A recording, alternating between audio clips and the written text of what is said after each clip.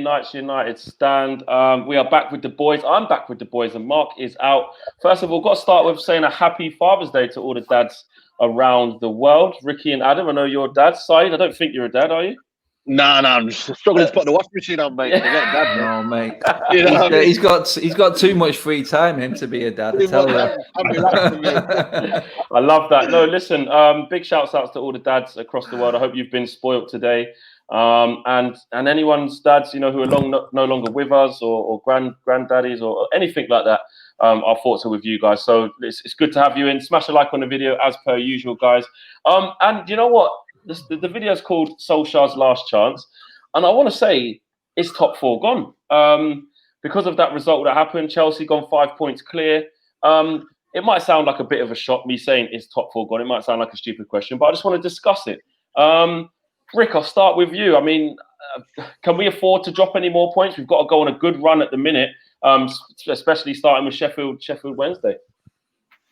Sheffield United. Sorry, Sheffield United. Sheffield Wednesday. Top four hasn't gone. There's enough time to make up 5 points on Chelsea. Obviously, we don't really want to rely on this, but fifth place might be enough still. I think we'll find that out quite soon, won't we? I think we'll find that out before the actual season ends. We do. Yeah. So fifth place might be enough, but really you've got to aim for fourth place. Chelsea are 5 points in front of us. I don't think Chelsea will win all the rest of their games. That we might need to win all but two and maybe get 2 draws. I think that might do it, but it's still a big ask. Still a big ask. I've heard Mark talking on the show about us catching Leicester. I think that's pie in the sky. That I don't think there's any chance. He was adamant. I say adamant, but he was really confident on that. I keep hearing him say we're going to beat them as if that's automatic. That's not automatic by any stretch of the imagination. But we've got, I think Leicester are 8 points in front of us, aren't they, as we speak? Yeah, 8 points in front of us with 8 games to go. But the goal difference, their goal difference is 16 better than ours, I think. So, really speaking, we've got to make 9 points up on them. I don't see us making that goal difference up. I really don't. Okay, so Ricky says he still believes top four's on. Just a quick super chat there. I think we can only catch Chelsea. But I've got to add, by the way, I mentioned this on Twitter today. I watched Wolves yesterday. Wolves look fantastic. I was saying that to Mark. When Mark was saying, they really do. I think Wolves have got easily as much chance as we have of catching Chelsea.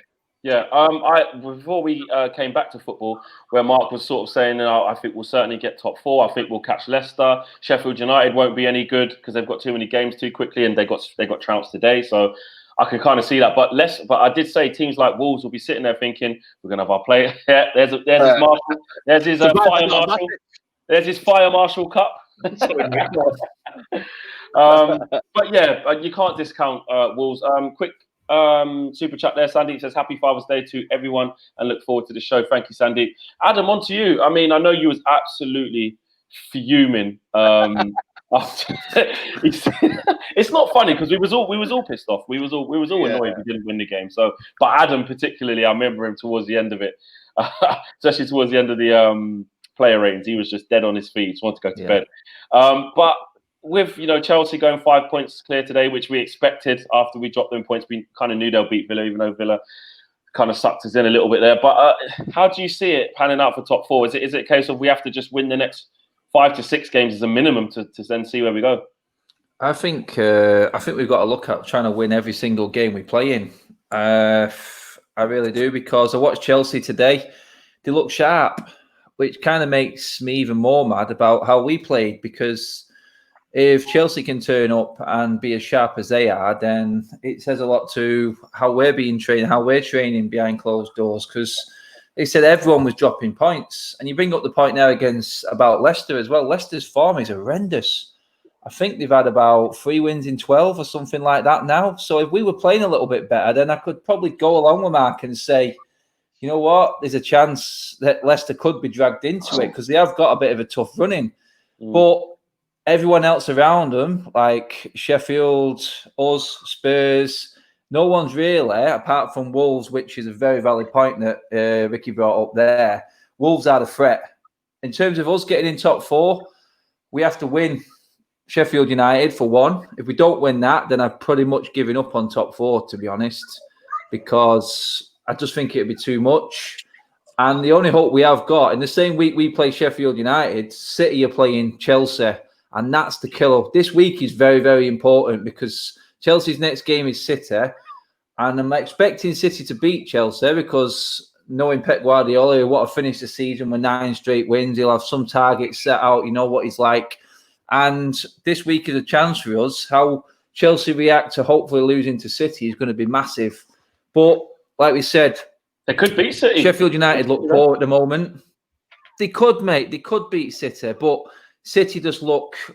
I was interested to see how City started off, to be honest, and how they would actually take it, and just how dominant they were. It just looks to me like Pep's just got it into him and said, "Look, we're finishing this season with 9 straight wins. We're making a statement," because he's committed his future to City, and you just know. No, we all know how Pep works and what he's like. I just see City being too strong. It was against Arsenal, and that doesn't I know we can go into that. I know, mate. I know. To concede only 2 shots, though, I mean, that was something else. None of them were on target. We'll see with City. I think they're playing tomorrow, aren't they, City? But no, this is a big week. This really is. But it's like you said, we just have to think about the next game and winning the next game. Moving on, the plays will be a little bit sharper, hopefully.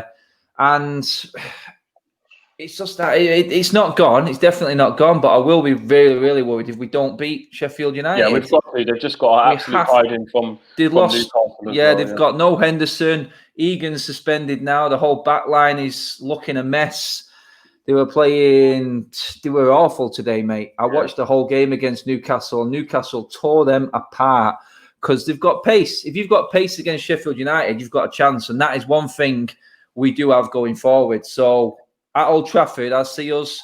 I'm confident we'll beat Sheffield United. I really am. We have to win. We've got to, mate. Or I think top 4 will be gone. Okay. Said, you can hear what the lads are saying there. I mean, you were fuming that Pogba didn't start the game. I mean, let's talk about how Ollie goes about kind of ensuring that we go on like a little mini run here, because it's vitally important. We can't drop too many more points, especially now. No. We've got to go on a run, and Sheffield United must be leaving Old Trafford with absolutely nothing on Wednesday night. 100%. You know what I mean? I call it bust. If we don't win, it's win or bust for me. Sheffield United, even if we don't get a draw, for me, that's not good enough. We have to win. And you talk about Sheffield United being poor today, Adam. But they'll be prime Barcelona. You'll see. What's his name? The guy from Everton that was on plays for Everton. He'll come in and play Jagielka. He'll be prime next up on Man United. You know what I mean? Rock solid. I remember we played them against Sheffield United, and they did all right at the centre back. Jagielka did all right, and I think he was playing that game, and he did all right against Martial. So we've got to be quick. Sheffield United will come low block football, but they'll also play from the midfield. They've got decent midfielders in there, and they'll bring in the guy from that played the other game. They'll play the other Bournemouth player, and they'll try stretchers. Harry Maguire now everyone's looking at him. Is the pressure on right now against him? He needs to step up. Not the only one, mate. Not the only one. But if Ollie gets his tactics right, and you're thinking Pogba and his team selection right, which we'll go into actually about maybe how we should do that game, and we'll bring Ricky in as well. But if he does say, bring Matic in and then allow Bruno and Pogba to go and do what they need to do potentially. Yeah. If he does start Greenwood instead of James, some may say that James should start. Adam said we need pace there, but essentially it is going to be against another low block team. And you saw what Greenwood did do when Spurs tried to come with those tactics. I mean, Martial coming in for a little bit of stick as well. I mean, what does Ollie need to do? Who needs to come out of the team for you, and who needs to be in it? For me, I'm kind of like disappointed with all the talk about Fred. I mean, listen, for me, Matic has to come in the team against Sheffield United, but I also think in place of who? Well, it's got to be Fred and McTominay, but I would still find somewhere in there for Fred. And even though Pogba's playing and Bruno's playing, for me, there's got to be somewhere where Fred can play, because I feel like with the ball and the way it plays, and I know Vicky's going to go out there. I'm just looking at him waiting. You know what I mean? I just feel like Tottenham plays. I keep telling you, you can only play 11. Yeah, I know we can play 11, and I know we can play 11. I understand that, but I feel like Matic and Fred, they're good players and they can defend the ball. But I just feel like with that Tottenham game, I think it was a one-off. I don't think Match is going to come in here and do the creative magic and he's going to almost protect the back four and it's going to be all crazy. I just feel like that game, it was a rusty game for Fred. You know what I mean? Tottenham had midfielders in Winks, in Sissoko, didn't give them space, didn't give them time. I almost thought McTominay in there and Fred, they almost went into two positions together. McTominay and Fred are similar players in terms of where they pick up the ball from. And they got into the two motions. So that's another position that we need to work on. Dan James, again, no disrespect to the guy. And this is what I want to clear on 1 minute. I don't have no disrespect to Dan James. He just isn't up for the level of what Man United fans want. And Man United fans have had Ronaldo, Beckham, all these right wingers. And Dan James, don't get me wrong, you know what I mean? He's a wonderful professional, but Mason Greenwood needs to be on the right-hand side. But here's a surprise for me. And you're going to, don't laugh, guys, yeah? But I'm already laughing. Honestly, don't laugh, guys, yeah? But I believe Rashford needs to be dropped. Honestly. For this simple reason. No, hold me out. Let me hold me out. Rashford looks burned out. I don't want Rashford to get injured again. That's my reason. Burnt out. He was just played in ages, so he's no. You can't say he looks burnt out.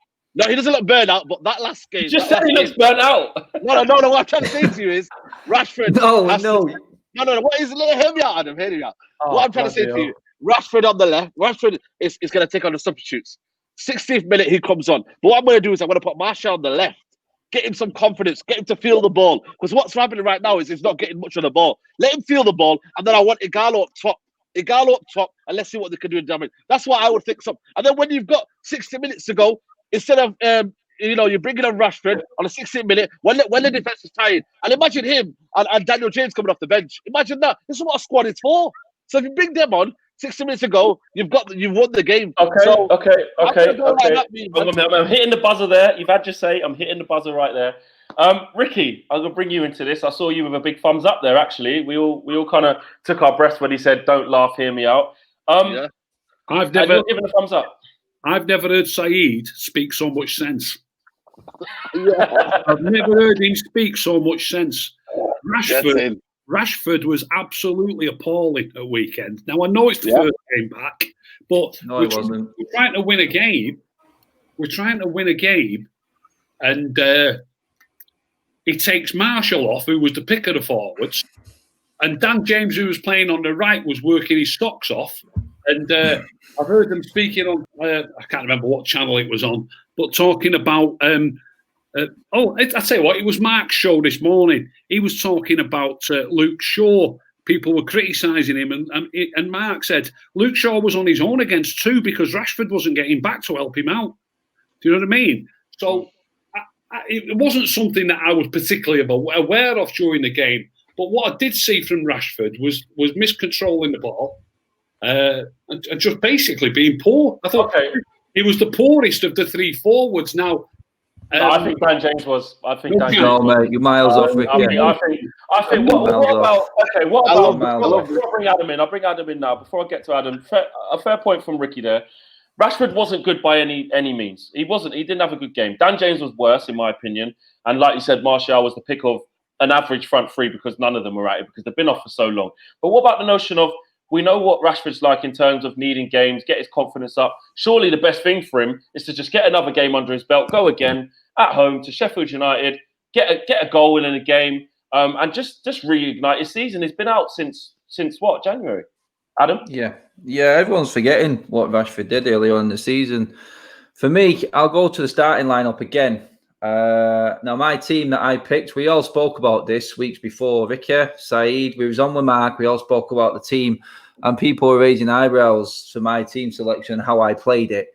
I'll go back to the round peg, square holes again, but this is a major problem that we keep throwing ourselves into. So my team was 3 players different to what actually started out. I had Greenwood playing instead of James. Look at what impact he had when he came on. I had Matic playing in the hole instead of Fred and McTominay. And look what happened when Matic came on. And I also had Pogba playing behind the front 3.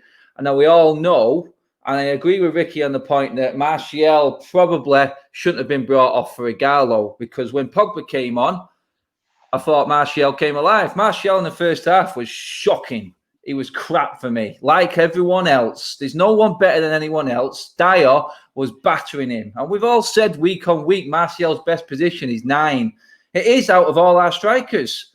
There's no doubt about it. It is better. Rashford is better on the left than Martial for me. That's my opinion. You're going to have to listen to it for the time being, because this is where it's going. That team would have been out. Tottenham would have been out of sight. You know what I mean? We had Dan James on that right side. You can say he was working all he was.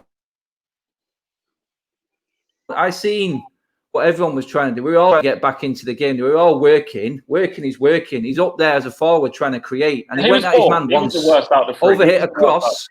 Overhit across to Rashford. Rashford had nullified his centre-back. He put him on his arse on the edge of the box. He was in the box clear. It was a simple dink over the top. If James had been a bit more aware, Rashford was clear of an header. He overhit the cross. You know what I mean? Rashford and Martial both brought saves out of Lloris. And for me, Rashford has to start against Sheffield United. This is the formation that we've been working on.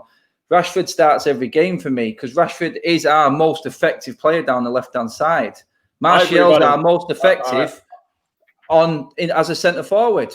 Now, people would say Ighalo for me, we were all talking about Ighalo not being worth the 20 million the other week. Ighalo's a great squad player. You know what? Ighalo gives you... We were talking about it. Everyone was talking about it. And now Rashford has an average game, and everyone's like, Ighalo needs to play up front all of a sudden. Let's just settle down. I agree. I think. Look, we've had such a long time off, and because Rashford's had a bad game, I'm with Adam on this one. It's like all of a sudden, Rashford wasn't our best player just before he got injured. And I know the past is the past, but allow him to get back up to that level. I think Rashford's definitely a confidence player. He's definitely a player who wants to play every game. And now he's fit enough to do that. Don't get me wrong, he looked sluggish in terms of a bit ring rusty, but so did everyone. And if you look at the quality of football across all the games being played since football's come back, there's been a lot of that. So I don't think we can just go, I'll tell you what, let's put Martial back on the left where he hasn't played all season and has been putting his mind into number 9 and being fluid in that position, and then just change it to the left. I'm playing his best football. For me, you got to also change that around, though. You got to change it around. I get that. They do interchange, don't they? They can interchange, but I think Dan James was the weakest out of the 3 that day. I think it's interesting, Ricky, in the midfield though. Saeed, like you said, there was trying to play more players than you can actually play. I think he wanted about 6 in midfield. I'll go to Ricky first, and then I'll come to you, Adam. Ricky, what is the best midfield to play going forward? Not just against Sheffield United. What do you see as the best midfield going forward?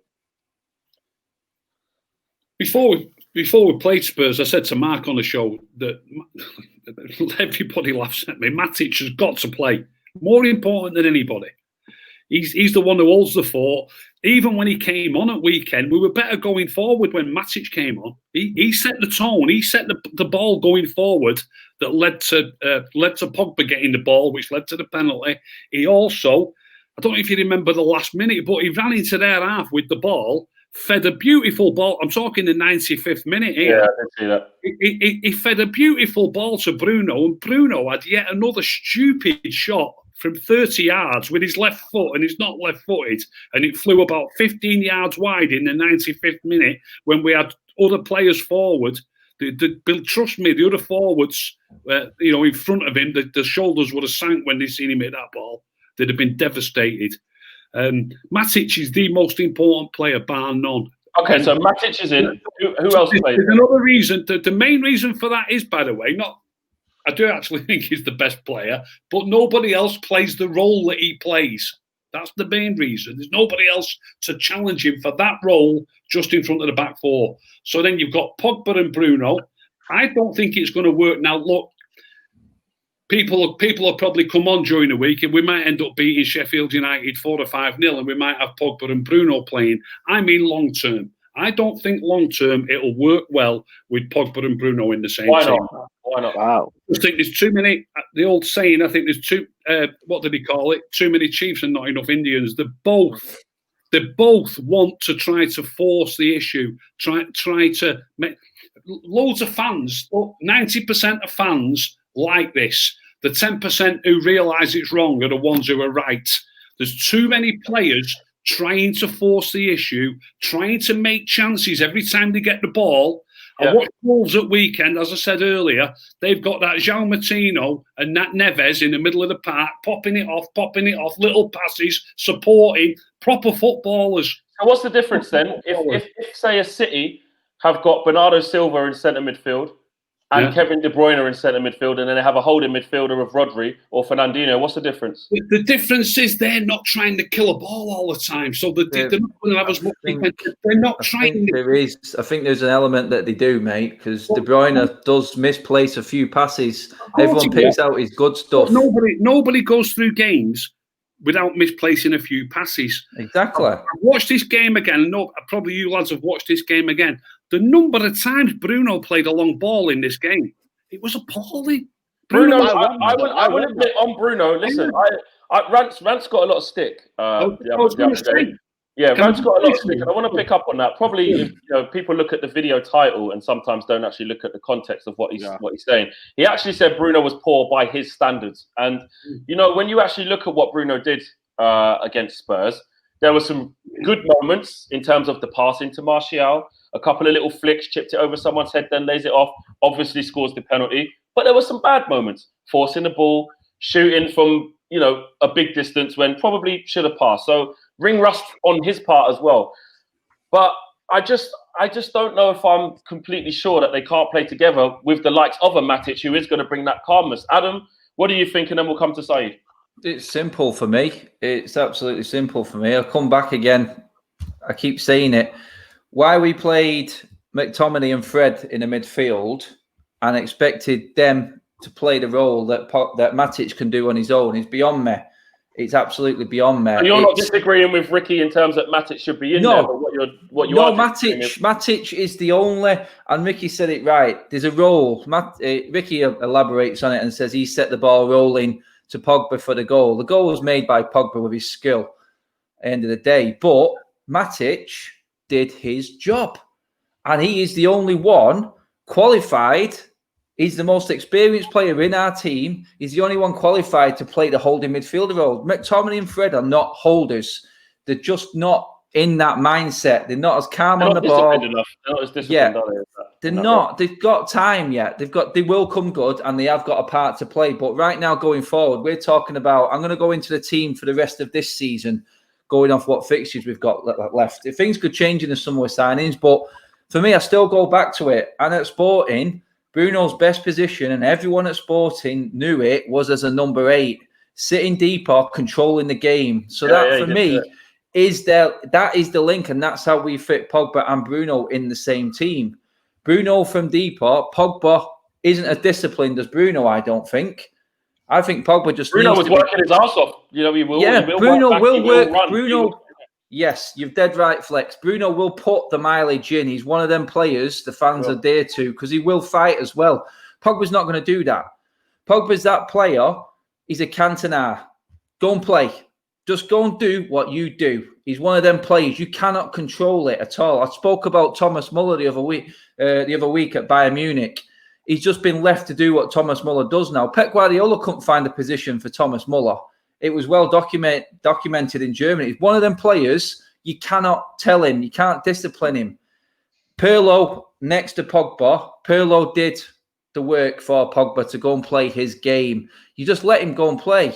Stay up there and do what you do, which is create chance after chance after chance. And it's no surprise Martial came alive when Pogba came on the pitch because the wavelength for them two is better than anyone else in our team. It is.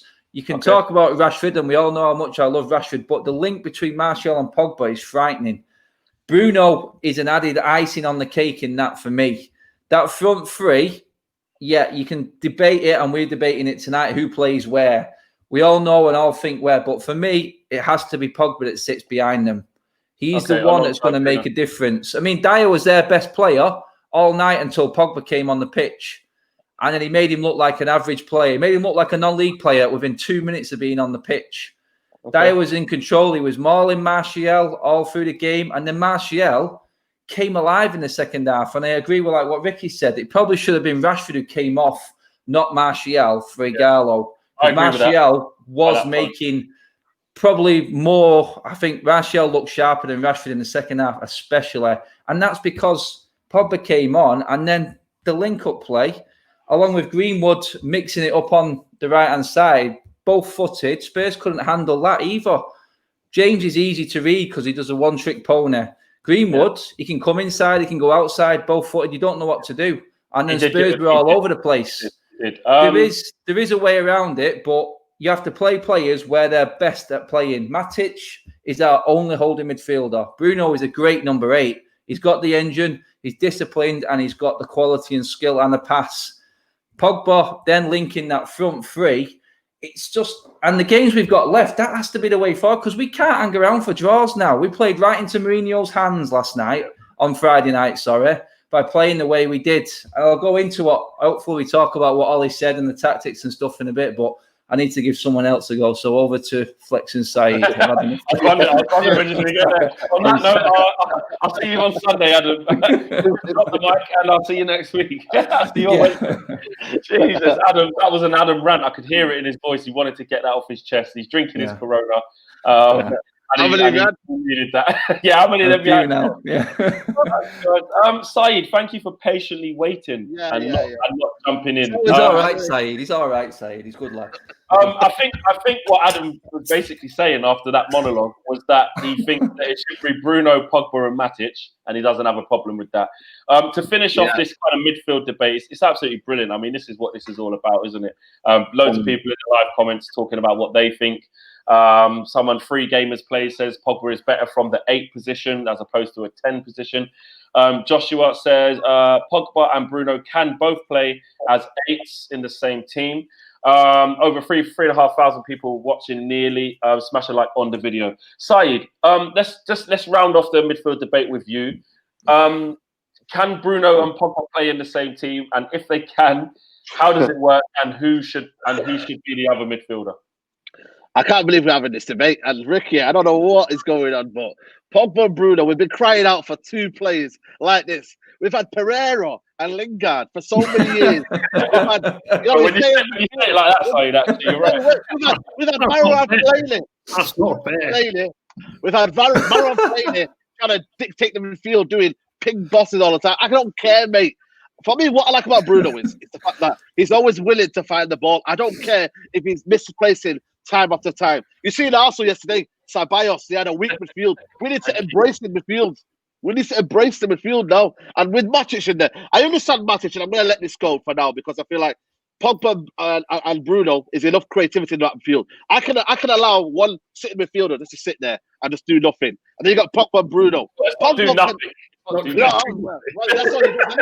What does he do, Matic? Tell me. What does Matic do? Oh, Ricky. We got to get off the midfield, Saeed. Don't ask Ricky to list the bullet points of what Matic does. We're trying to move on from the midfield. Exactly. But I've been crying out for the midfield flex, and I'm happy. I don't care how long it takes. I don't care if we're not misfiring yet. I just want to see them trial it out, and then let's go from there. Okay, all right. Let's move on. And again, because Saeed has had the least say so far in the show, I'll stay with you, Saeed, before going to Ricky. And I want to talk about Victor Lindelof. I know it's easy to talk about Harry Maguire because obviously, he made a big mistake. People need to relax, man. Before you say that, people need to relax about Harry Maguire. This guy will become top 5 centre-backs in the world in the next few years. I'm telling you. Relax, guys. Is he going to do that by getting faster? Because I don't think that's going to be the way. I know, but we just need to relax. All this criticism of Harry Maguire, we need to relax. We need to back our player. He's going to become a future world star. I'm telling you. Okay. Well, I was just going to say before we move on as well, I want that same patience with a lot younger player in Andreas Pereira. He will be a world star. Back your player and be patient, Saeed. With Lindelof, a lot of people have been calling, for Lindelof to be dropped. We need to get a player who's fast. If you're going to play the likes of Maguire, who's obviously going to play every game, he's our captain now, 85 million for him. He's obviously the number 1 pick. A lot of people are calling for us to fix this partnership. With what we've got, 8 games left, are you changing that? And if so, who? I'm changing that for a reason because we need to compliment Harry Maguire. Lindelof for me is a good defender. In a good defender, what I mean is, would he get into most sides in the Premier League? I think he would. But in terms of top level and top Man United level, I don't think you need Lindelof there. He's calm on the ball. I get it. Understand? He reads the game well. You know what I mean? He's got that kind of relaxed nature about him, and he can play the ball into midfield. I've always said, why do we never play Lindelof in the centre defensive midfield? I think he could take our centre defensive midfield option. I think it'd be better than Matic. I really do. You know what I mean, Ricky? But but in terms of Lindelof, sorry, I know you're asking Adam what he's been drinking, and I know you don't drink. So what's your excuse? What have you had? No, listen, man, you get me. I don't know what it is, man. Must be the spice in the curry or something, but anyway, in terms of Lindelof, that's on for you. That's that smell of that curry mile, mate. Exactly. Sorry. Just before you go on there, Josh Harper, thanks for the contribution. He says, "What about our poor fullbacks? Wan-Bissaka was abysmal going forward, and Shaw was lively but careless on the ball in the second half. It's worrying." Just quickly on that, I'll address that before we move on with the lads. I think, look, it's the first game back. You talk about Luke Shaw having to do two players' jobs. I think it was the same for Wan-Bissaka as well, because James was that bad as well. And I did say in my match reaction that, against the low block where there's a lot of there's not a lot of space where the likes of a Wan-Bissaka can run into, and he's got to be a bit more intricate. You're not going to see the best of Wan-Bissaka in that position, and it was a long time off. But they wasn't great. But again, I just think it was ring rust all round the pitch. Carry on, sorry. Yeah, Bailly for me is what is you got with Bailly. He's rash and he might concede goals. But what you're going to get with him is it's more complement and has a better chemistry with Harry Maguire. And I feel like that will become more evident as the game goes on. I just feel like Bailly complements him more. The game against Chelsea for me was a standing one for me, where they were very compact. They didn't really give Chelsea that much room in behind. So I look at it in terms of Lindelof for me is a good player, is a safe player, but it does not complement Harry Maguire. And when you've got that, then you have a weak defence, and then Shaw goes missing. And then it's almost a case of calamity at the back four. Bailly's rash, I understand that. I don't think Bailly's a long-term solution. I feel like we need to go get Koulibaly and another defender, in my opinion. But for now, I would put in Bailly in the game against Sheffield. Okay. Ricky, are you making any changes to that back line? I think it's 13 games and they've conceded 3 goals. I just want to give a bit of balance to the argument. Yes, there was a sequence of errors. Luke Shaw's header wasn't the best, but I don't really think that was what put us in massive trouble. It could have been dealt with. Players make mistakes all the time in passages of play. Doesn't mean that the opposition should go through and score as a result, especially in this kind of second and third phase after that. But would you make any changes to that centre-back pairing for the rest of the season? Why not? Definitely. Generally, they've been solid enough. I mean, the other thing is, when you talk about defenders that complement each other, listening to what Saeed said there, he said, I realised Bailly might be, I can't remember if he used the word clumsy, I think he's clumsy. Rash. And you said, and because of that, we might concede a few goals. There you go. You've hit the nail right on the head. You're not going to keep a clean sheet every single week. When you've got one particular defender who might be particularly good in the air, and you might pick another defender who's particularly rapid but not as good as him in the air, then that week you might concede an header. Do you understand what I mean? You're not gonna rule out every goal. If your goals against record is decent, it's decent for all different reasons, and the odd goal that goes in for different reasons, if you understand what I mean. So you're not going to stop. And at the minute, look, it's horrible conceding goals, any goals. And this particular goal that we've conceded this weekend, he's managed to run past Harry Maguire. The point about, I know Lindelof almost got to him, but he wasn't really going to get there, was he? He's not going to get there. Lindelof's marking a different player. I can't remember if it was Harry Kane or whatever, but Lindelof is playing. I did think that when I saw it back. Yeah. So he's marking somebody. I've watched it dead carefully. And as Bergwijn is running towards Maguire with the ball, Fred is snapping at his heels. Right? Yeah, he is. Yeah. I'm not recommending that players bring people down because you don't know what's going to happen next, but they do call it professional fouls. I think 1 or 2 teams are famous for stopping the play quickly, even in the opposition's half. Man City do that all the time. Playing in the opposition's half. They're brilliant at doing it. Fred might not have been close enough to tackle him, It's horrible, but he was close enough to trip him up. You know what I mean? But Yeah, well, I saw Kante do it all day today to Jack Grealish. yeah, Fred's not. Fred doesn't think that Bergwijn is just going to run past Harry Maguire. So there's all different things going on here. But once it's happened, he would have been better off if it had just tripped him up. Maguire's in front of him, so he's only going to get a yellow. He ain't going to get. I can't remember if Fred was already on a yellow, by the way. Yeah. He's going to get a yellow, not a red.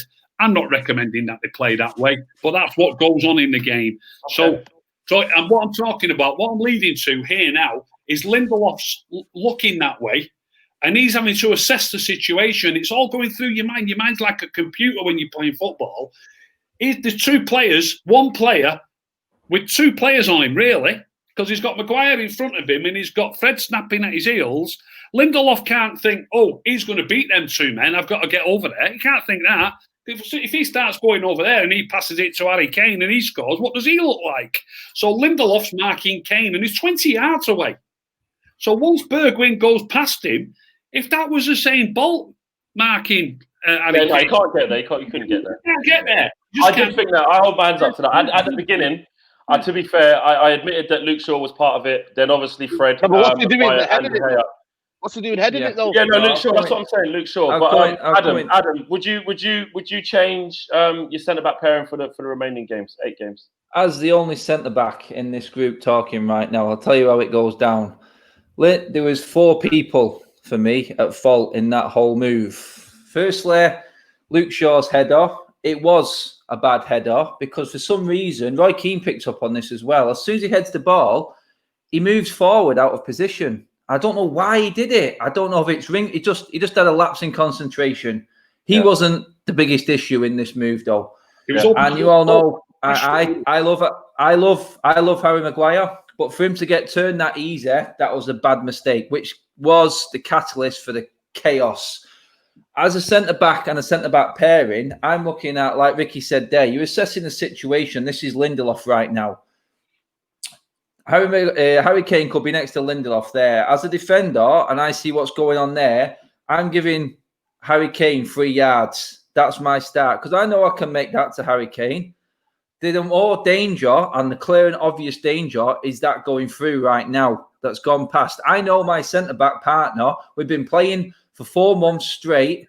He hasn't got the pace to get back and get Bergwijn. So I'm moving into a position as a centre-back, and then I'm in a better position to attack that ball where the clear danger is. Forget about who's behind me at that point. You have to attack the danger. It's 101 defending. It's as simple as that. Rusty, yes, not everyone is completely on it. And let's not forget, these guys are not having a lot to do in the game, which brings me to my next point and the more concerning point, which is David De Gea. You just said it there, Flex. 13 games, 3 goals. He has been at fault for 2 of them. 2 of them solely, because I'm giving him the fault for this one at Tottenham. You saved that. I'm sorry. He's one of the best goalkeepers in the world. You saved that shot, Dave. You know what I mean? And Everton away. Absolutely. 4 points. I mean, that's the 4 points, David De Gea. David De Gea, 4 points. You could say, if you're being critical, which we're allowed to be because our standards of De Gea are so high. Yeah. 4 points he's cost us. Where would that leave us right now in this running? Because we conceded 3 goals and Ricky nailed it there in one. He said, is it worth changing right now when we are not that bad at the back with the right combination? And yes, Matic is part of that. I do know, I do understand that, but it's about playing the right players in the right positions again.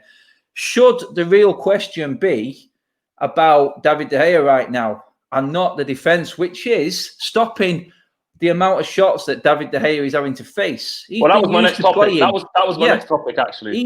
He's used to playing 4 years, player of the year. Who is in front of him? A mixed match of all sorts of defensive partnerships, which we all know weren't good enough. Jones, Smalling, Rojo. He's used to getting save after save after save and being alive every game. Right now, he's having to deal with 1 or 2 shots a game, 1 or 2 incidents. The defence has been that good, really. Second best in Europe, like it's been well documented. And he's not dealing with it. He's not dealing with what's happening right. He's not dealing with the change of the defence in front of him. And that is a major problem for me, because how confident is your defence is only confident by what's behind him in the goalkeeper. Look at Sheffield United today. All of a sudden, Henderson looks like an average goalkeeper today because he's lost confidence in his defence. What that defence did in front of him today made Henderson, if you all watched the game, I don't know if you watched it, Henderson looked average today. Especially that Richie one. He just left the whole goal. Worst game I've seen Henderson play. He's entitled to have a bad game. He's been good all season. You can't exactly. Have a bad game. One bad game. But it's like you said, then we've had 13 games, 3 goals conceded. And the major mistakes, you can call out all them 3 defenders that I just mentioned. We've all made different points about where they should have and shouldn't have been. But at the end of the day, David De Gea has to save that shot. That's what he's there for. That's why he's on just under 400 grand a week for, and why we're putting so much trust in him. He has to save it. Sal Bakari, thanks for the contribution, says, fantastic show, guys. Proper enjoying it today, lads. And so am I, to be fair. I mean, I don't host this show every Sunday, but I tell you what, it's as Ricky would say, it's a belter. It really is, because it is. I just really love it. The dynamic's great, and it's all about opinions, and there's such varying opinions. That's what it's all about. Everyone in the live comments is obviously on form as per usual. Over 3,500 people watching live, which is great. Smash a like on the video if you haven't. In the bottom right. Yeah, stop watching that Liverpool derby. Get watching the real talk. Is it still 0-0 now? I think. Yeah. Could be a little bit of a ball fest there. Hasib Hussein, the newest member of the United Stand membership as well. Big up on that. And it kind of goes into Saeed, the De Gea situation. Adam touched on it there, and naturally got to that point whilst talking about the defence. He is part of the defence. And another mistake from him, a lot of people from way before this, you look at the back end of last season, before he signed his contract, he was in all sorts of problems. He was awful as well. A lot of people asking for him to be dropped towards the back end of last season to say, sort your head out. He has a long time off, obviously, pre-season, comes back and has still been up and down. That Watford one for me was one of the worst ones as well. That I still haven't left that one. The one against Everton is probably the worst. And then obviously on Friday night, would you be looking to make a change after this season, Saeed? And that's no disrespect. I don't want fans going, because Mark tweeted today, let's back our player. Dave's been fantastic for us. He's been brilliant. A lot of people saying he's had his heyday. He's had those 2 or 3 years where he was undoubtedly the best keeper in the world, but by his standards, he's making too many mistakes. Should we be looking more long-term now, or is that too knee-jerk reaction for you? I don't know what knee-jerk is nowadays, because, I think fans now we want results now. We've had a lockdown. We thought players would be getting better, but I've always backed David De Gea, and I don't know why, sometimes I lose my head and I think, it's not doing any favours. That Everton one, for me, away was the worst one for me. That's when I lost it with De Gea. And I'm always one of them. I back him. I always think it's form temporary with goalkeepers. But then do they decline at age where, has he done too much? You know what? You got to put the question out there. Has De Gea done too much at United in terms of, we've expected the bar to be so high with him. It's now a case of, can he get any better? It's been 10 years now? Is it him getting complacent, not getting pushed on? Did we just bring Dean Henderson in so he knows that there's a genuine youngster breathing down his neck who Ollie has said he will be England number 1, he'll be Man United number 1 one day? It'll be a big sign for Molly to say, I tell you what, I'm bringing him back. Romero, you've been absolutely fantastic. Off you go and get some first team football at your age. And then actually De Gea sees a young lad in Dean Henderson who Ollie won't be afraid to put in. Is that the way forward next year? I think it is, and I feel like, I don't know if David De Gea will get any better. That's the worry for me. I think he's 29 this year. I know that's young for a keeper, but can he get any better? For me, the hunger's been the key one for me. Does David De Gea think about Man United and winning trophies? If he was, then he would have left for Real Madrid 5 years ago. Let's be real. United were never winning trophies under Mourinho, under Van Gaal. You know what I mean? Because where we were... He did try to leave, he did. He tried to leave. Well, shout out to the fax machine, by the way. Exactly, he did try. I would put David De Gea, Dean Henderson in the squad. I would tell Romero to maybe move on. I would move on Romero, and that sounds bad for me. But he deserves that. Go and play some football. Like, he's been a fantastic... Yeah, go and play some football. Fantastic further. I think he could play in Premier League, by the way. I would put Henderson and Ole Gunnar Solskjaer, if he's the manager next season, I would say to him, listen, you're going to be integral to this squad. And I mean it, because if David De Gea is not showing any signs of improvement, you're back in the squad. And if you can get a run of fixtures together, that is your position.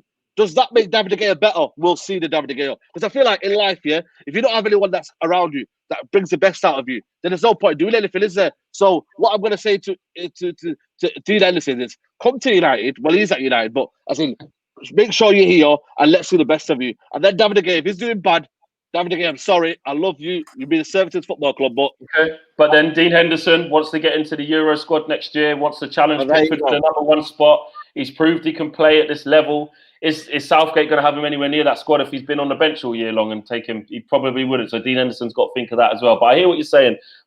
Cecil Edwards says Axel Tuanzebe's injury record is worrying. He could be the perfect partner to Maguire. We did discuss that, and not many people, we didn't really talk about Tuanzebe. That's a fair point, but he is injury prone. Ricky, play. Yeah, Ricky, where do you stand on the De Gea situation? Are you seeing, like when you just said there, actually we've only conceded 3 goals in the 13 games. Are you applying that logic in towards the De Gea situation as well, or do you see it a little bit differently? I'm not sure, if I'm honest, mate. There seems to be a few too many mistakes in his game. But like you say, the defence overall, it's solid. They're not letting a lot of goals in. Not just in the recent run, but I think we've let... 4th in the league, mate, in the defence. 4th best in the league. Yeah, which isn't, obviously we're used to being the best, aren't we? Well, certainly, not a few years ago we were. I'd probably stick with him, I think, and hopefully I was about to say hopefully it's a blip, but it's been sort of the odd mistake here and there over, 12, 16, 18 months or something? You know what I mean? Did he really one in Arsenal a year or so back? Yeah, Last year, yeah. Flat-footed in the middle of the goal. Xhaka took a left foot shot and the swerve done him and it just went in. It was a bad one.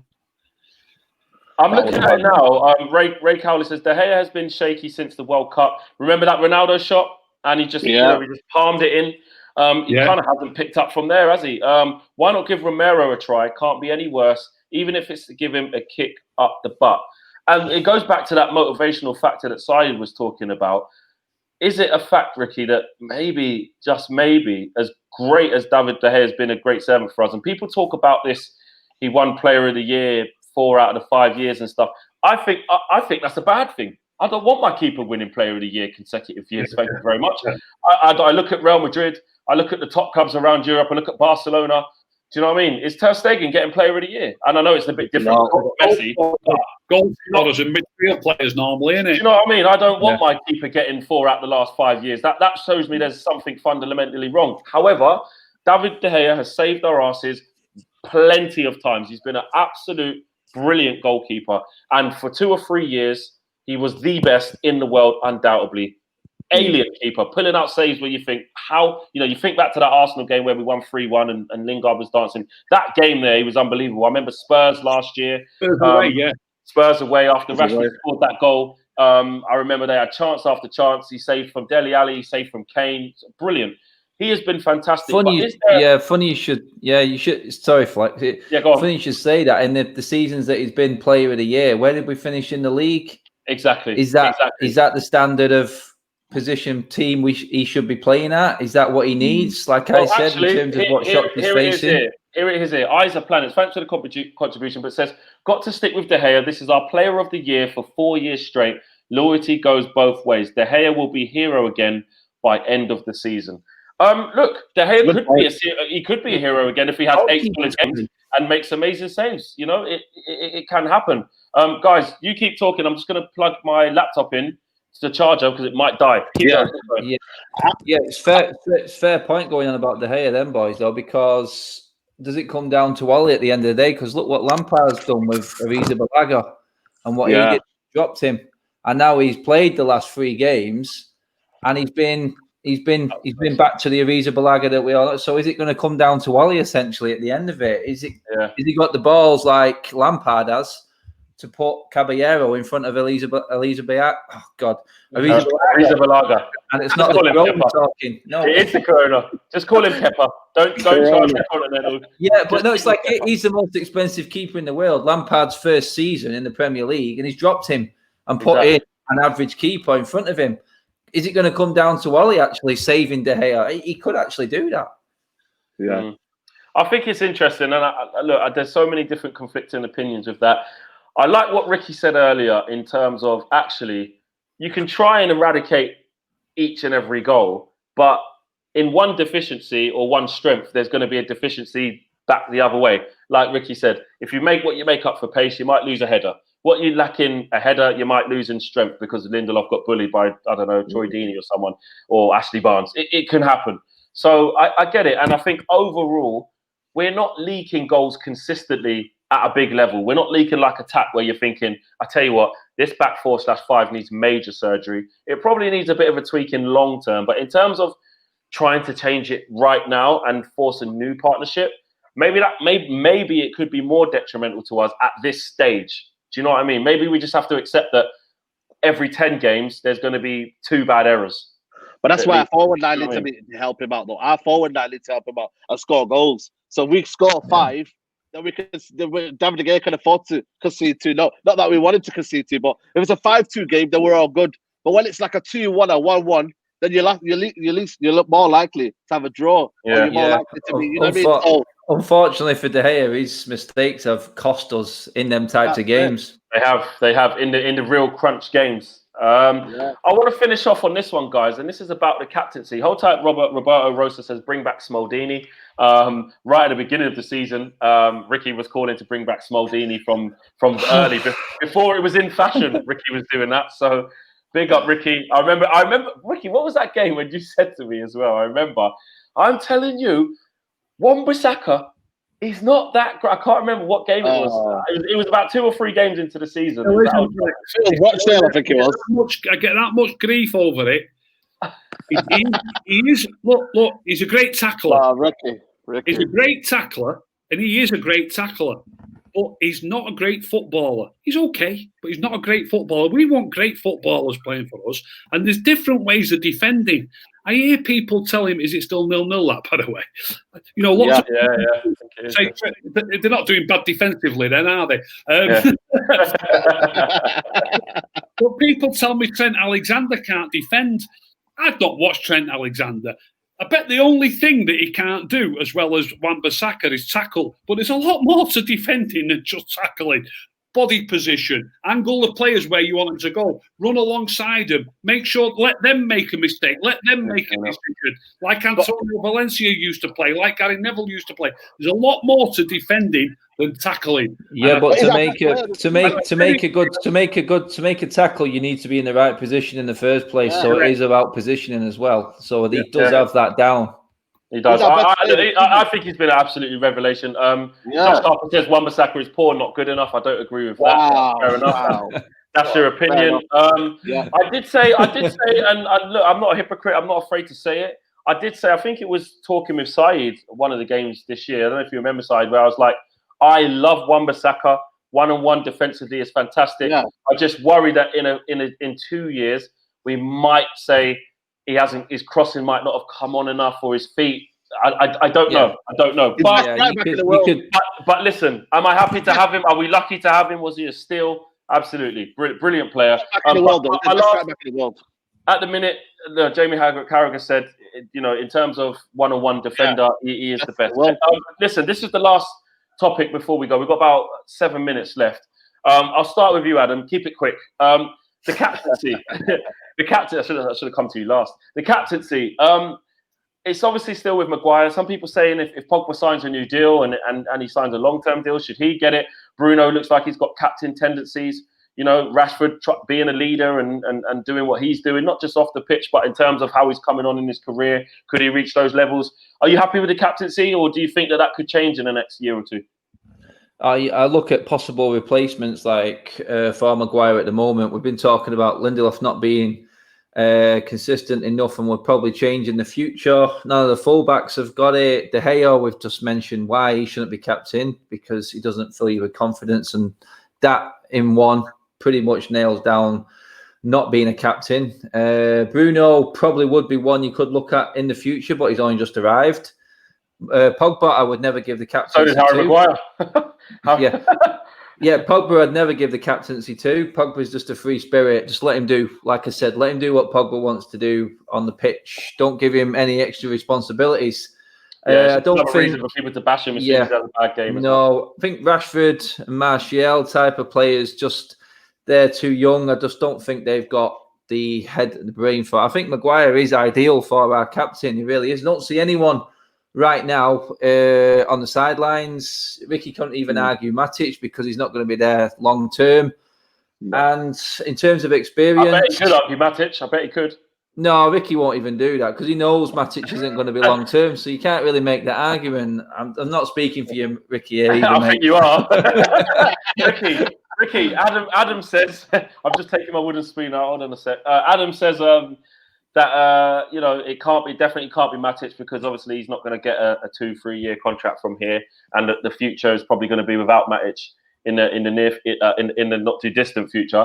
Do you agree with that? And do you agree that Harry Maguire is probably the only candidate right now, leadership wise, who should be the captain? Do you like that? I can't really think of another. Yeah, we're not blessed with leaders, are we? No.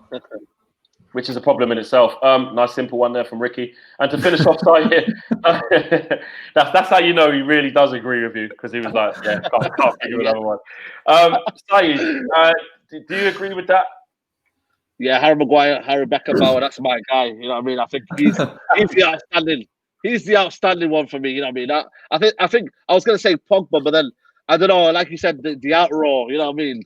Just the outroar. That would cause chaos. That would cause chaos. That would absolutely cause chaos. Listen, mate, it might even cause chaos if he signs a contract extension. So there you go. Then giving him the captaincy.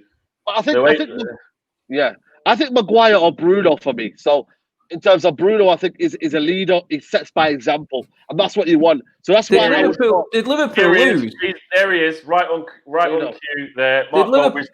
Flex, did Liverpool lose? Yeah, no, 0-0. No, they drew. Yeah. Is that someone's just winding me up in the comments there? Then. Yeah, I never listen to the comments for results, mate. Don't do that. But Mark Goldbridge, Bruno captain in capitals letters. That he is a Bruno fantasist. He does love Bruno. Yeah, I think it's very. I have to agree with that because he will set the example and would set like the authority. So imagine he's playing with Pereira, for example. Bruno's playing with Pereira. Who's he going to listen to? He's not going to listen to Harry Maguire, where he's been with him for a few months. He's going to listen to Bruno because he's going to say, right, I'm playing the way I'm going to play, and I'm going to set a standard to there. And you're going to join me. And I don't know if Pereira's got that ability, but at least he can have the motivation to play. Yeah. So maybe you could argue it's a toss between Harry Maguire and Bruno. Yeah, I think Bruno. Bruno would be like, he'd be like a Beckham style captain. One, he's set an example in how he plays, that sort of style. Yeah, okay. Guys, we've come to the end of the show. And before we do, I'm just going to go to Ricky, then Adam, then Saeed. I will obviously be talking to you guys on Wednesday night after we've played Sheffield United. I hope we've got 3 points. What's your prediction for that, Rick? I know you don't like to predict goals. I know you don't like to do goals. No, I will on this occasion. Okay. I'll make a prediction. I know they've lost their centre-back today, aren't they, with a red card. Yeah. I don't really know him that well, the Sheffield United defenders, but according to most people, he's one of their better players. So if we can't beat Sheffield United at home with one of their better defenders missing, we don't deserve top 4, do we? So I won't say a score, but I'll predict a win for United. Okay. Adam, are you worried about anything, or do you think it will be a routine win and we'll get the job done? No, I'd expect us to beat them with their full team, but with no Henderson, no Egan. I mean, if we can't handle Billy Sharp up front, then I'd give up completely. I really do. So they're missing their best players and they're not playing that well. The lockdown has affected them, mate. So I'm going to go 3-0 United. Okay. Saeed, Adam's gone for a comprehensive win. Are you that confident? Yeah, I'm going to go 4-0 me. I think we're going to win. Yes, Saeed, yes. I'm telling you, man, Igalo's going to score 2 goals. Yes. And we're going to win 2-0. I mean 4-0, sorry. And yeah, I'm telling you now, it's going to be good times and we're going to rock on. If we don't win, though, for me, Ollie has to go if we don't win. Simple as that. Simple as that. Ollie has to go. Ollie has to go if we don't win. Simple as that. I'm had enough. Saeed. If we don't win, honestly, if we don't win, Ollie has to go. Honestly, he has to go. I think, you know what? You're saying that lockdowns affected flipping Sheffield. Lockdowns affected you. Well, actually, you've always been like this, to be fair. Yeah, I'm telling you. Saeed, you're like a Russian roulette, mate. No, but honestly, if we don't win, Should Ollie stay? Though? I'm putting that question out to you. Well, yeah, He's going to stay till the end of the season, mate. Exactly. I don't think you can... I'll hand on that though. Should he? I'm talking about. There's a Oh, question my out there. God. You're about to start a whole new show here. Come on, man. Save it for Sunday once we've beaten Sheffield I'll United. save the Sunday then. Yeah. You have to win. Fine. If you don't win, then you have to go. We're not Arsenal. We're not Arsenal. I'm sorry, we're not Arsenal. I don't know how you flip. I don't know how you flip that then, Saeed, so much. What was that, Rick? You just mentioned next Sunday. Have we got 2 games before we come on again? We've got. You know what? Actually, when have we got Norwich in the FA Cup? Is that on Saturday? Norwich on Saturday. Half 5 on Saturday. Norwich. Saturday, isn't it? Yeah. So, will we get through to the semi-finals of the cup to finish off, Ricky? Yes. Or no? I think so. Yeah. Adam, man, did you see Norwich against Southampton? Wow. I felt sorry for Jamal, man. They wasn't playing very well. They look beaten, mate, don't they? Sad to see, good friend of mine, but it is what it is. Listen, guys, nearly 5,000 people watching. We've done just over an hour. What a great show! Thank you to Ricky, Adam, and Saeed as per usual. I might start trying to kick Mark off these Sunday shows. I'm loving them, to be honest. Yeah, man. No, Mark's gonna pull rank on you now, mate. He's so funny. You're probably not now. So, right, guys, thanks for joining us.